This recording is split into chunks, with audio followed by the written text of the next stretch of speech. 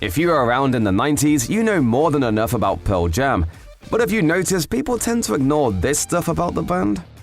Music legend Eddie Vedder is still going strong. As the frontman of Pearl Jam, he's become one of the most prominent rock icons of his era. Vedder was born Edward Louis Severson III on December 23, 1964. His life got off to a rough start as his parents, Karen and Edward, divorced in 1965, and his mother remarried a man named Peter Muller. For much of Vedder's early years, he was led to believe that his stepfather was his real dad, and he went by the name Eddie Muller. When he finally found out that he'd been lied to, the truth hit him hard. Vedder later told the Los Angeles Times that his childhood wasn't particularly happy. The environment was tense, and by age 15, he'd already moved out into his own apartment. He worked at a drugstore and struggled to keep up in school. He resented his peers for the privileges they took for granted, such as going to prom or having parents who could give them a car as a gift. For the most part, he felt alone. As he put it, I'd fall asleep in class and they'd lecture me about the reality of their classroom. I said one day, "You want to see my reality?" I opened up my backpack to where you usually keep your pencils. That's where I kept my bills, electric bills, rent. That was my reality. Soon enough, it was too much to balance and he dropped out of school. By the time adolescence came along, I didn't really trust any adults. Throughout all his early struggles, the one thing that consistently kept Vedder going was his passion for music. A pivotal influence was The Who's 1971 album Who's Next, which was introduced to him by a babysitter. By age 12, he talked his family into giving him a guitar, and from then on, music became his #1 hobby. In 1984, Vedder landed in California, guitar in hand, and decided to make a go at a music career. He paid the bills by working as a hotel security guard while he fostered his talent by joining local bands. Getting past shyness was something of a struggle on stage. He actually wore a mask to his early performances that consisted of goggles that had been painted over to block out the audience. Eventually, though, he grew more confident. Soon enough, Vedder connected to some former members of the band Mother Love Bone who were so impressed with his song Alive that they wanted to form a band with him. He followed them to Seattle, and Pearl Jam was born. Pearl Jam originally called themselves Mookie Blaylock after their favorite NBA player. That might be a cool name for a person, but it's a terrible name for a band, unless all their songs are about hoops. In any case, they soon rechristened themselves Pearl Jam. In 1991, Vedder told Rolling Stone a rather fascinating origin story behind the name. Evidently, his great-grandmother was named Pearl, and she used hallucinogenic ingredients like peyote to produce the world's trippiest preserves. In other words, it was Pearl's Jam. That's a pretty cool story, but it also turns out that it's a rather tall tale. In 2006, Vedder admitted to Rolling Stone that while his great-grandmother was indeed named Pearl, the whole hallucinogenic jam thing was, in his words, total bull. The truth is that Pearl was something that Pearl Jam bassist Jeff Ament randomly came up with at a restaurant, and jam refers to musical jams. Throughout his career, Vedder has been an outspoken advocate for social causes both on and off the stage. He often railed against the George W. Bush administration, and causes like the rights of death row inmates, the treatment of animals, and a woman's right to choose are all close to his heart. In 2006, Pearl Jam founded the Vitalogy Foundation, a nonprofit organization that supports community health, education, and more. Vedder is also the co-founder of the EB Research Partnership, which helps fund treatments for childhood skin disorders. In fact, Pearl Jam has stated that they donate $2 from every ticket sold at all their shows to causes supported by their foundation. Adversity, that's where heroes come from, and they come in all shapes and sizes, obviously. Even relatively small matters don't escape Vedder's attention, as demonstrated in 2016 when he donated $10,000 to a poor Maryland family facing eviction.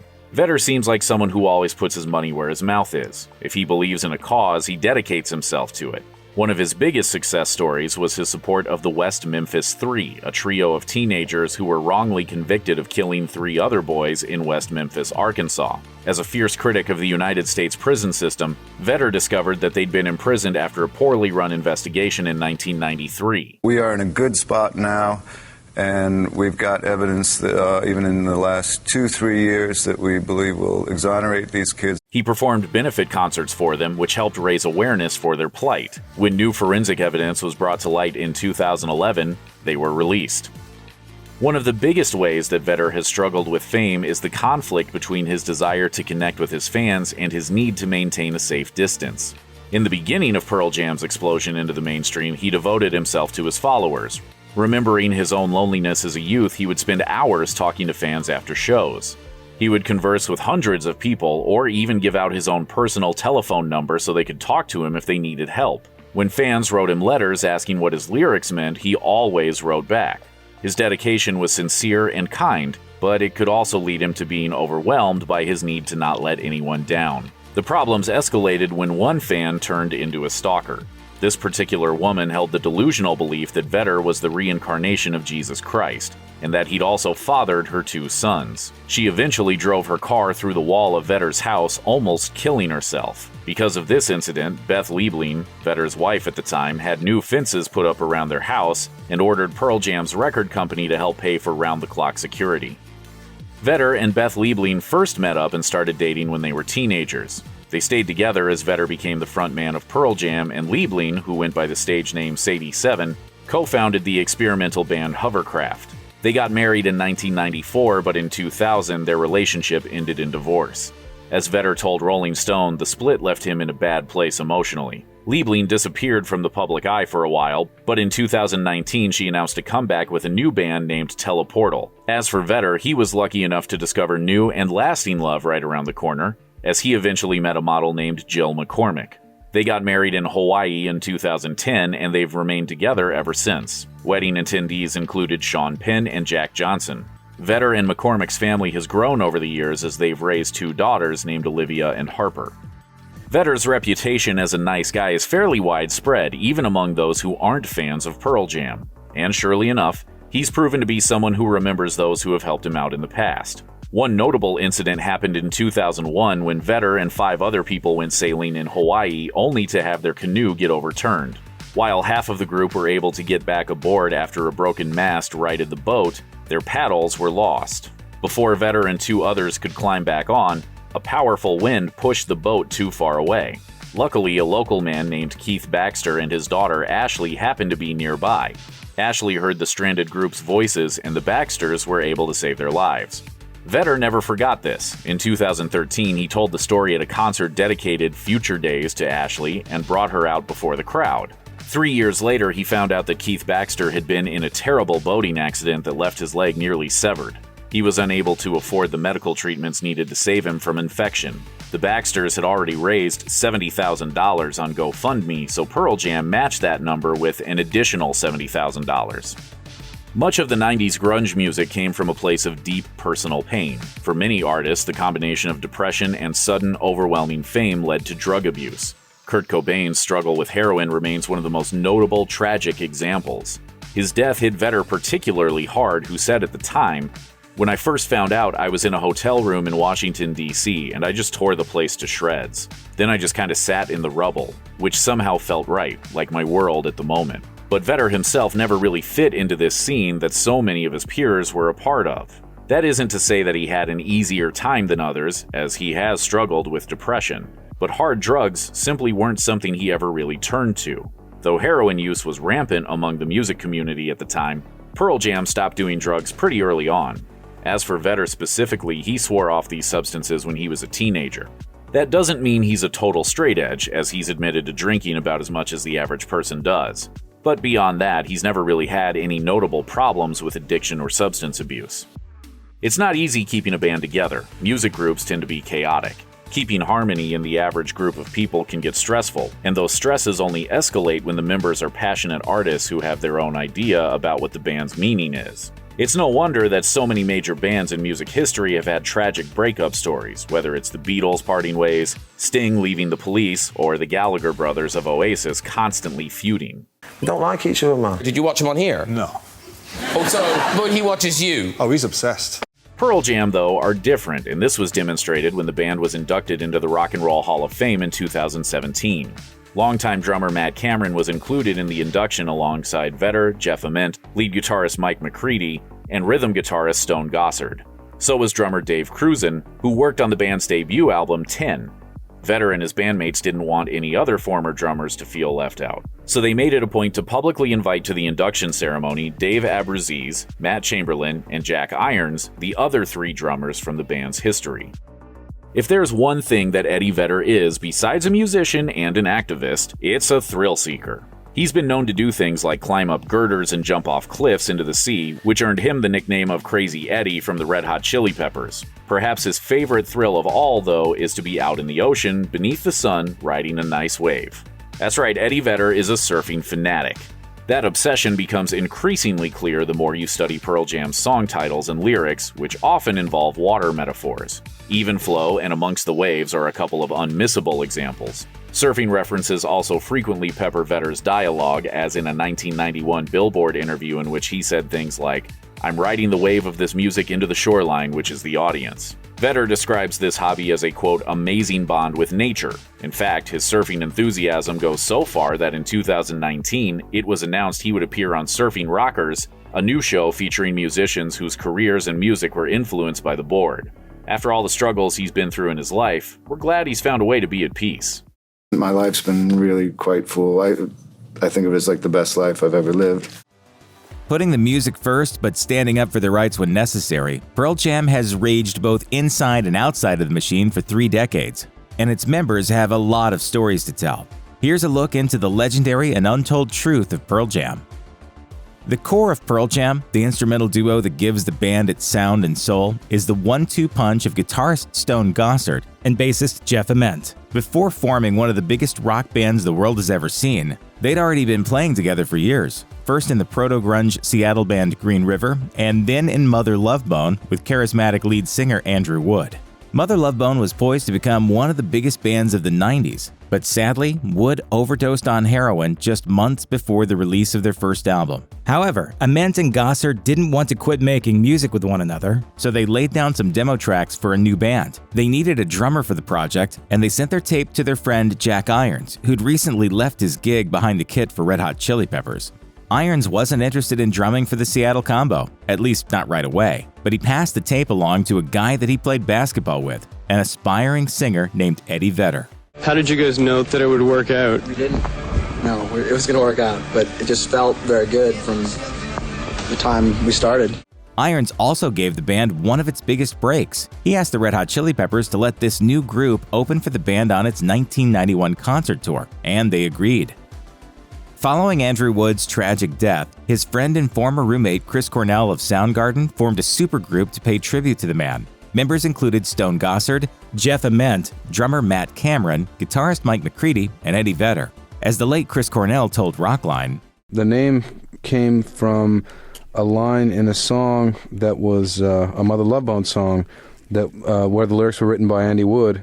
The self-titled debut record hit record stores in spring 1991 and spawned the hit Hunger Strike. It sold 70,000 copies or so in its initial weeks and predated the August 1991 release of Pearl Jam's debut, 10. Meanwhile, Ament told Guitar World, "I remember when Temple of the Dog was coming out, we had just picked our name and we said to A&M Records, can you put Pearl Jam on the sticker because it'll be a good thing for us. We didn't want it to say Mother Love Bone, and they refused."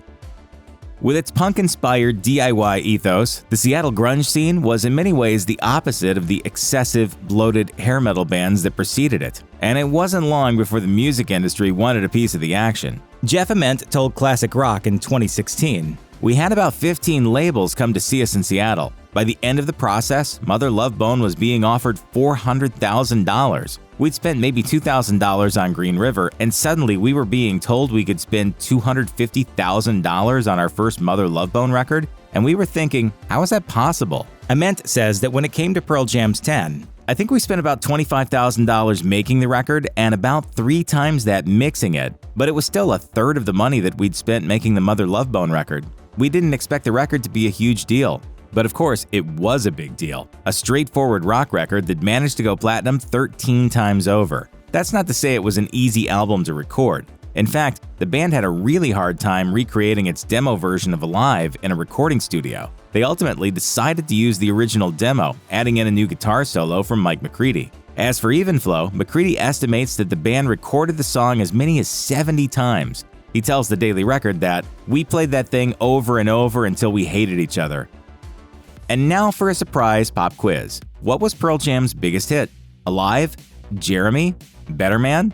The answer is none of the above. While those are certainly some of the band's most memorable songs, Pearl Jam's most successful tune so far is Last Kiss. It's the only Pearl Jam song to ever reach the top 5 of the Billboard Hot 100 pop chart, peaking at number 2 in 1999. It's a bit of an outlier for Pearl Jam, as it's a slightly tongue-in-cheek cover of a song made popular in 1964 by J. Frank Wilson and the Cavaliers. It's similar in theme to the Shangri-La's Leader of the Pack and Ray Peterson's Tell Laura I Love Her. Basically, it's one more melodramatic pop song from the 60s about a teen dying in a horrific car accident. Eddie Vedder tells Spin that he had found a copy of the Cavaliers version one day, memorized it, and then sang it for a small Seattle club audience just hours later. Soon after the performance, the whole band played it at a sound check, recorded it, spent $1,500 mixing it, and then released it as a fan club-only single for Christmas 1998. Last Kiss wasn't initially intended for commercial release, but radio stations started playing the song anyway. By the summer of 1999, it was as inescapable as Santana's Smooth. The band's label wanted to release Last Kiss as a physical single, and Pearl Jam went for it, on the condition that the proceeds went to charity. Last Kiss wound up on the track list of the 1999 benefit disc No Boundaries, a benefit for Kosovar refugees. Pearl Jam toured far and wide in the early 90s, and to get access to the biggest and best venues, the band had to work with Ticketmaster. Pearl Jam wanted as many of their fans to see them live as possible. According to Rolling Stone, the band capped ticket prices in 1994 at $18, with a service fee of no more than $1.80. That went against Ticketmaster's policy of tacking on fees of double or triple that amount, and the company ultimately wouldn't acquiesce to Pearl Jam's low-cost demands. Not that Ticketmaster really needed that money. According to the company's Encyclopedia.com entry, Ticketmaster sold a whopping 52 million tickets to entertainment and sporting events in 1994 and captured about $200 million in revenues. With an urging from the U.S. Department of Justice, Pearl Jam filed an antitrust complaint, triggering a federal investigation into Ticketmaster and whether or not the company held an illegal monopoly. Pearl Jam alleged that Ticketmaster bought out competitors and then signed exclusivity deals with major concert venues, leaving both bands and fans with no choice but to use Ticketmaster and pay whatever price the company demanded. There's no deal between us and Ticketmaster. We're not playing Ticketmaster shows this summer. After a year-long investigation, the Department of Justice didn't take any action, simply closing the case. Ticketmaster took that as a victory, with a spokesman telling Rolling Stone, "Luckily, the facts were on our side, and we prevailed." So, Pearl Jam didn't really win its case, and its 1995 tour consisted of just a few shows held in the few venues that weren't controlled by Ticketmaster. In August 2007, Pearl Jam headlined the Lollapalooza Festival in Chicago, and the set was streamed on Blue Room, AT&T's online service.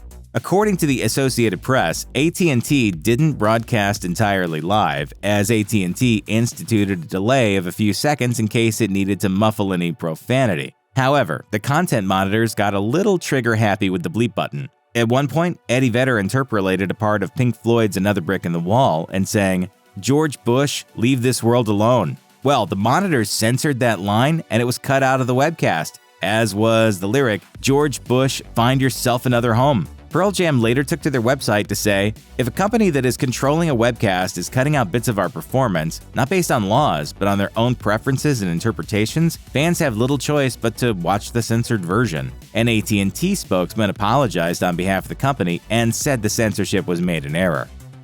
By the time the band was ready to release their third studio album in 1994, Pearl Jam was one of the most powerful bands on the planet. Their two previous records, 10 and Versus, had each sold tens of millions of copies and generated numerous radio hits. So when it came time for Vitalogy, Pearl Jam had the freedom to do whatever they wanted to do. So they decided to use the album to celebrate vinyl. LPs were still huge throughout the 80s, and they experienced a nostalgic resurgence after 2000, but the format was basically considered obsolete in 1994 thanks to compact discs. But Vitalogy's first single, Spin the Black Circle, is obviously about playing records. And in keeping with that theme, Pearl Jam ensured the vinyl version of Vitalogy was available in stores a full 2 weeks before it came out on CD and cassette. And the LP did remarkably well upon release. Pearl Jam's new album Vitalogy was released on CD and cassette this week, with the vinyl-only version already at number 55 on the charts. Curiously, compact disc copies of Vitalogy came with a free prize inside, a thick booklet full of old, creepy medical textbook excerpts. Bassist Jeff Ament told Spin that these liner notes were exceptionally long and dense, which meant that Epic Records had to pay an extra 50 cents per album in manufacturing costs. That money ended up coming out of the band's cut. Pearl Jam hit the big time in 1991, back when MTV exposure could make or break a band. Music videos were an integral part of marketing an act, and Pearl Jam dutifully played along. They recorded videos for several songs off their debut album, including Alive, Even Flow, Oceans, and most notably Jeremy, a haunting short film about a troubled teenager whose life ends in tragedy. The Jeremy clip won the band 4 trophies at the 1993 MTV Video Music Awards, including Best Group Video, Best Metal Hard Rock Video, and Video of the Year. But then for several years, Pearl Jam decided to buck industry trends. The band stopped making promotional videos, and there's a reason for that. A colleague told Pearl Jam that, contrary to what VMA voters may have thought, he didn't think the Jeremy video was any good. In 1993, Pearl Jam's Jeff Ament and Mike McCready hung out with the alternative rock band American Music Club, and singer Mark Eitzel had words about Jeremy. As Ament explained to Rolling Stone, Eitzel said, "I liked your hit, but the video sucked. It ruined my vision of the song." This totally shocked Ament, who explained that, 10 years from now, I don't want people to remember our songs as videos. Meanwhile, the song's lyrics were inspired by an actual incident Vedder read about in the newspaper about a teenager named Jeremy Dell. On January 8, 1991, her son walked into his English classroom at Richardson High School and shot himself in front of his peers. Soon after the band's early rehearsals, Jeff Ament, Stone Gossard, and Mike McCready brought in 2 new members to complete the lineup, drummer Dave Cruzan and singer Eddie Vedder, who was then establishing himself as an up-and-coming musician in San Diego.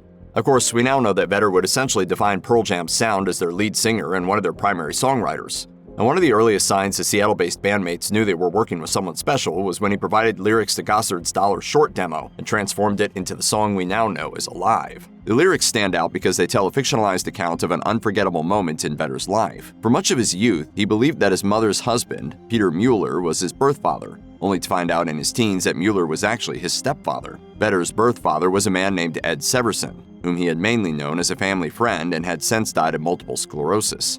Speaking to Howard Stern in 2020, Vedder said that while this revelation surprised him, he was somewhat relieved to learn the truth, given his contentious relationship with his stepfather. You know, it was a shock, but I was so grateful in a way.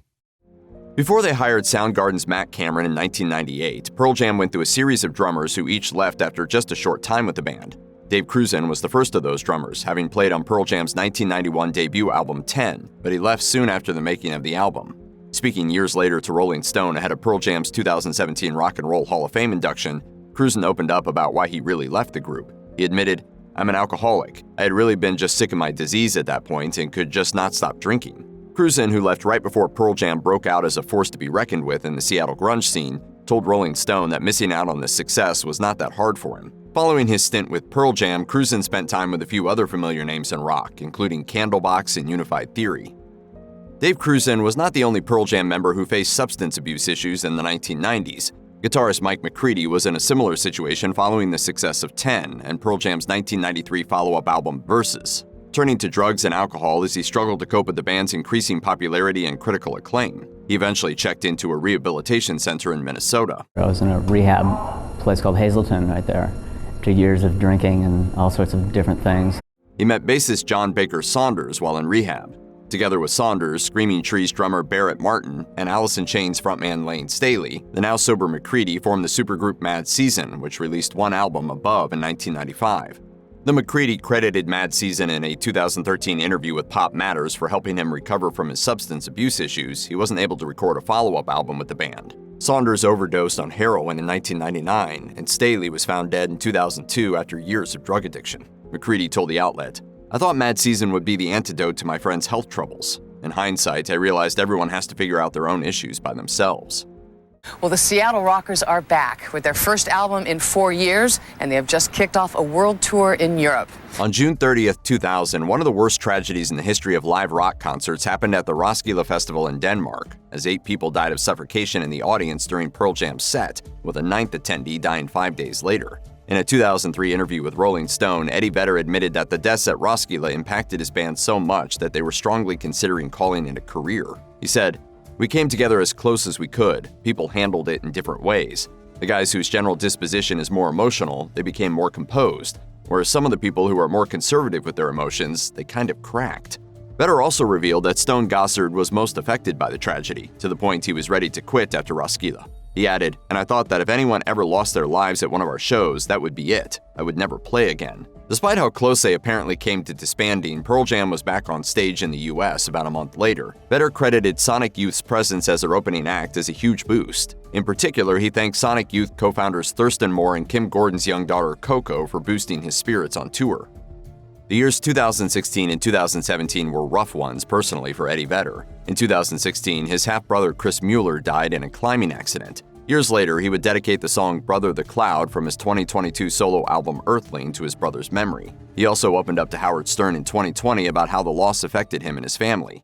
That one took me down so hard. I seriously didn't know if I was going to get out of that one. 1 year after Chris Mueller's death, Vedder's longtime friend, Soundgarden frontman Chris Cornell, died by suicide, and this loss also had a tremendous impact on the Pearl Jam singer. The two had first worked together when Vedder and Cornell duetted on lead vocals on Hunger Strike, a song from Temple of the Dog's self-titled tribute album to Mother Love Bone's Andrew Wood. In the Stern interview, Vedder reflected on his friendship with Cornell and how they only saw each other a few times in the last decade or so of Cornell's life. I still haven't quite dealt with it, or... I'll get stronger as time goes. If you or anyone you know is having suicidal thoughts, please call the National Suicide Prevention Lifeline by dialing 988 or by calling 1-800-273-TALK 8255.